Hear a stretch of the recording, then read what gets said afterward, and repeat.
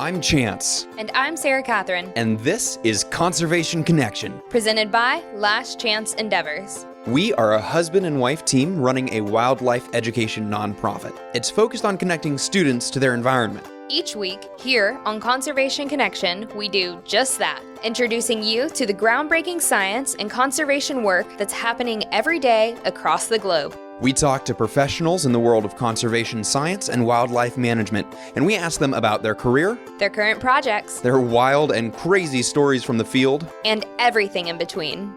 This episode is a collaboration with EarthX here in Dallas, Texas. EarthX is the largest Earth Day celebration in the world, and it brings in speakers from every corner of the environmental arena. Listen in to hear the stories of today's environmental titans, covering everything from environmental law, ocean health, renewable energy, clean transportation, and so much more. Let's get to the show.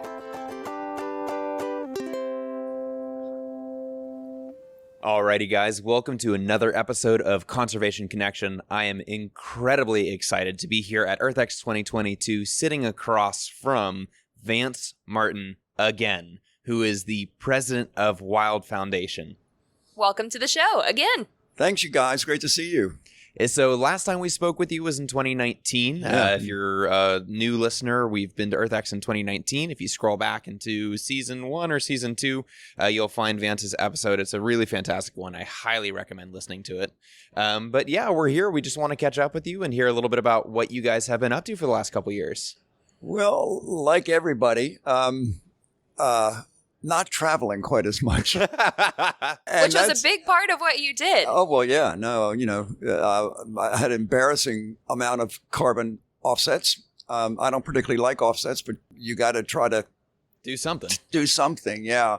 So, all of our offsets always did and still go to intact forest protection, because we feel that's the number one thing to do, is not plant more trees. I mean, I'm a tree man. I love it.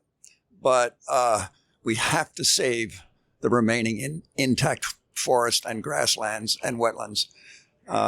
It's good for carbon, good for biodiversity. It's good for the soul. I like that. I like that a lot. It is good for the soul. Yeah, it's one of those places where the machinery of nature is still working as it has developed over the last thousand years. So it's doing all of those things passively, capturing carbon, filtering the water, making sure that the air is clean, as well as providing habitat for, thousands of species. Well, it's the new phrase the last few years is it's a nature-based solution.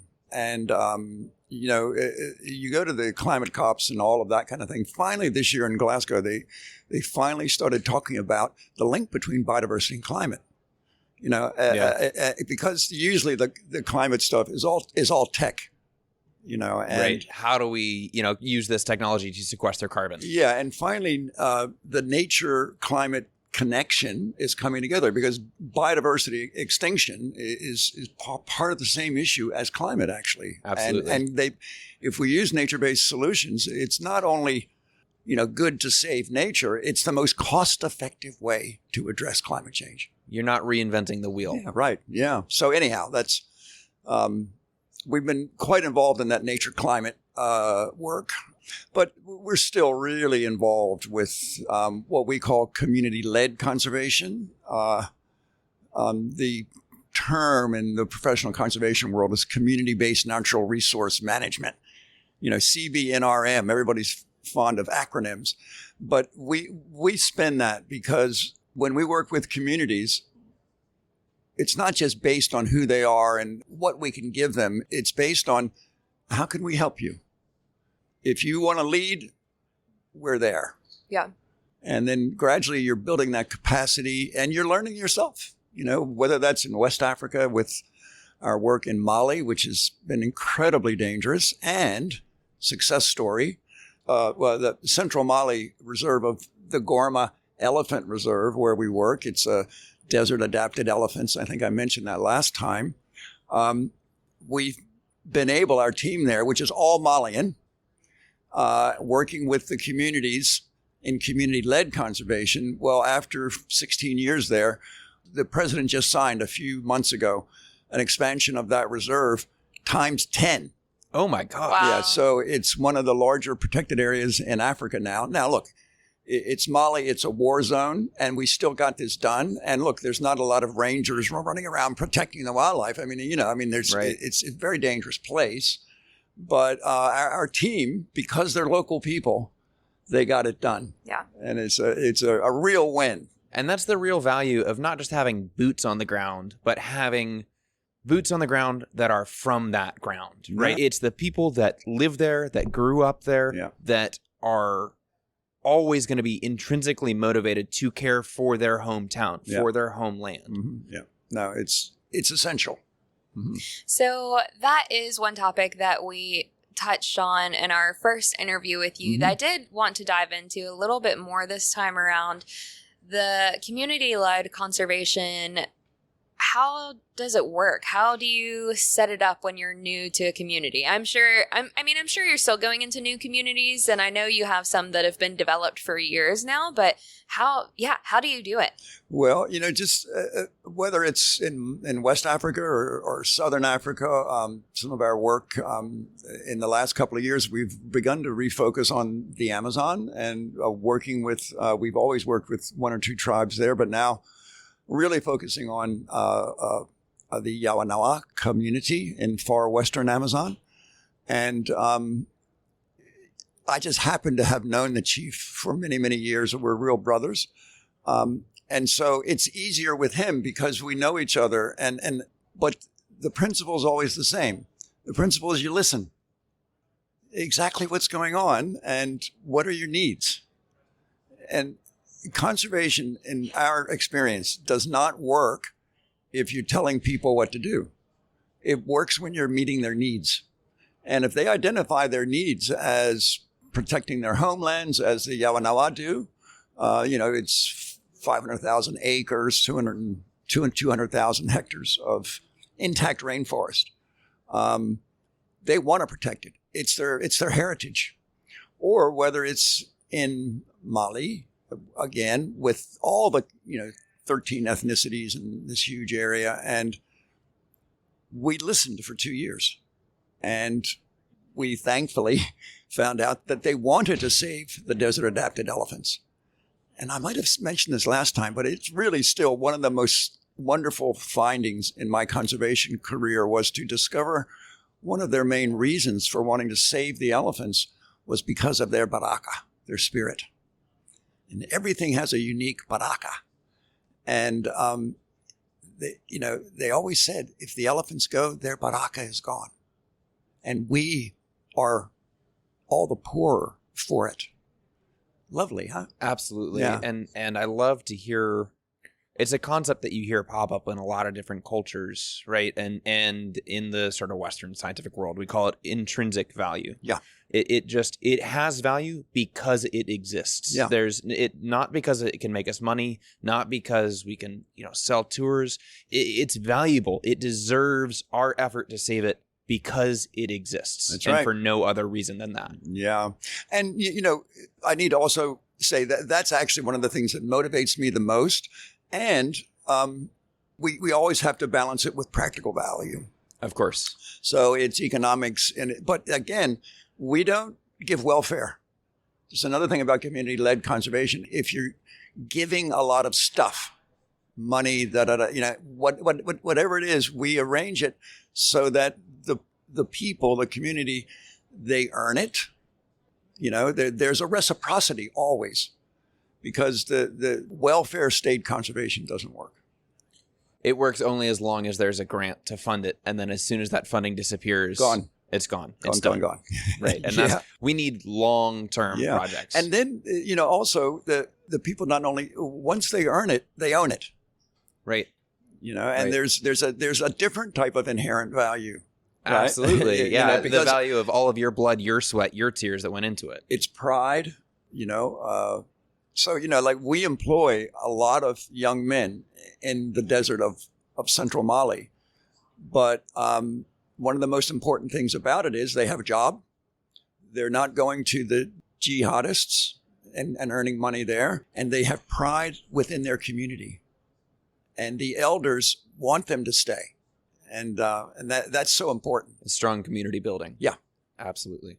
Yeah, we spoke with someone who works in coral restoration the other day, and it's the same kind of story. Getting that community involved and to care about planting these new coral, restoring this area, restoring a reef, making a new reef, makes them care about it so much more than just being like, oh, yeah, somebody came in and put in some new coral. That's right. Cool. Yeah. So that's wonderful. I love that y'all do that. Well, while we're catching up, are there any other cool initiatives that have happened over the last couple of years that you'd like to bring up? Well, not too long. Let me see. Getting my dates straight here. Last time we spoke, we were in the stages of planning the 11th World Wilderness Congress, Wild 11 in India, which was going to be in March of 2020. It's a rough time to have a conference. And, I arrived there, a couple of weeks ahead of time, early March. And, within 3 or 4 days, I said, boy, this is not going to happen. And the pandemic hadn't been declared yet, but the writing was on the wall. Yeah. So after 2 years of planning and a lot of money, we canceled it. And but we had already put into planning quite a few things that were going to be announced there. And one of those things was the Global Charter for Rewilding the Earth. The principles of why should we rewild and what's the difference between rewilding and restoring. Well, that was great. We launched that, got really good take on it. And suddenly people said, well, we need to bring a lot of the rewilding groups together.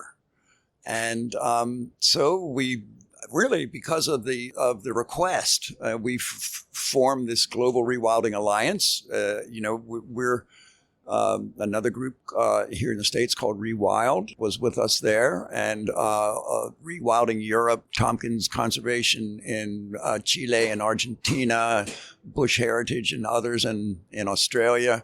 So, within a few months, without advertising or asking, we had about 130 groups. Wow. around the world. There is a lot of rewilding going on. I mean, these groups, and most of them are the big practitioners. They're on every continent except Antarctica, and between them and all of the partners represent 100 million hectares, 250 million acres at least of work that's areas that are being restored on land and sea. So that's been big for us. And as we've gotten into it, there's this other really cool thing that we've kind of discovered, the research that was being done on it that hardly any other conservationists knew. And that was this thing about the value of wildlife in carbon sequestration and how, again, nature can meet climate goals. And so we've been doing a lot of that. It's called animating the carbon cycle. Animating, bringing to life. Yeah, cool. It's not just tailpipes and big carbon sucking machines. These are animals, and the research is fascinating. Yeah, and if you're listening and you haven't heard the term carbon sequestration before, right? To sequester is to put away somewhere. So we're talking about trying to find ways to pull this excess carbon dioxide that we've released into our atmosphere by burning fossil fuels, by powering our homes and our cars with coal and gas and oil, taking that extra carbon dioxide that was released and pulling it out of the atmosphere, putting it into biological organic compounds that keep it from warming our earth any further. That's right. And so this happens to be about the wildlife, and this is fairly new stuff, but I mean, it's why I was mentioning earlier, protecting intact forest, the large old trees in intact forest are the best carbon storage, much better even than the ones that are fast growing and young. It's actually the old big trees. So what happens when they deforest these areas, you not only lose that ability to store the carbon, all the carbon that's in there is released. Right. Boom.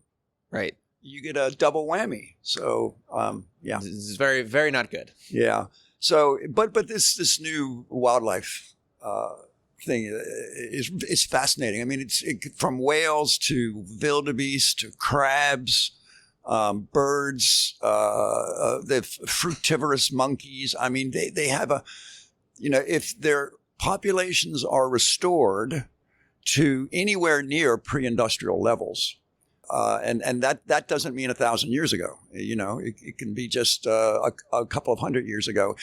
Anywhere near that, you gain. We don't want to get too technical here, but as you said, the ability to store carbon that these animals do, whether it's elephants or wildebeest is a great example. That's in the Serengeti. But you increase 4 to 12 times the amount of carbon through how they graze, their feces, and it turns up into the yeah, soil. It's just an amazing. Yeah, I sort of think about like the American bison, right? And the massive herds that we had, millions of animals, and we're all carbon-based life forms on this planet. How much carbon was sequestered in the herds of American bison? It's just, I mean, it makes a lot of sense that wildlife would be a huge part of that. Yeah, and these, as I say, fruitivorous, the fruit-eating monkeys and even the amphibians, they take the seeds and disperse the seeds and create more ability for trees to draw down the carbon. So it's nature's there. And it's working real hard. It's working real hard. And part of the thing is that we just have to let nature be. And that's the great thing about saving wild nature. Absolutely. Well, if our listeners wanted to learn more about what you guys are doing, where could we send them? Well, very simple, wild.org. That is very simple. And if you can't manage to type that into your URL browser, don't worry. I have it in the show notes. So just scroll on down. You can click on that link and learn more about the programs that wild.org is doing. Absolutely. And we hope to see you here next year at EarthX and learn more about the future of the ReWilding Alliance and everything you're doing with Wild Foundation. Thank you all so much for what you're doing and getting the word out there. Thank you. Thanks. Thanks for listening to this episode of Conservation Connection. If you enjoyed our podcast, go ahead and subscribe to make sure you catch every episode that we post. We'd love to hear from you. So if you want to reach out, go to our website, lastchanceendeavors.com/contact and shoot us an email. We love questions from our listeners, so if you heard something that you want to know more about, be sure to let us know. If you've got a minute to spare, leaving a 5-star review on Apple Podcasts will help other conservation-minded people find the show. We'd really appreciate it. A big thanks to the people working to protect our planet, and a big thanks to you for listening. Don't forget to tune in next week.